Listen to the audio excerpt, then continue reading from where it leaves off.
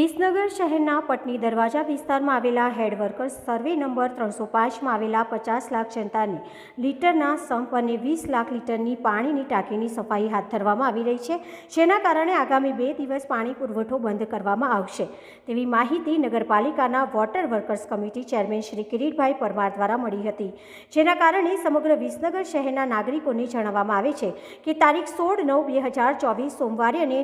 તારીખ 17/9/2024 મંગળવારે 2 દિવસ વિસનગર શહેરમાં પાણી વિતરણ વ્યવસ્થા બંધ રાખવામાં આવશે। પાલિકાના ઉત્સાહી ચેરમેન શ્રી કિરીટભાઈ પરમાર પાસેથી મળેલી માહિતી મુજબ છેલ્લા 7 વર્ષથી શહેરના કોઈ પણ સંપની સફાઈ કરવામાં આવી નહોતી, પરંતુ 4-5 દિવસથી અમે શહેરના નાગરિકોની સુખાકારી માટે દરેક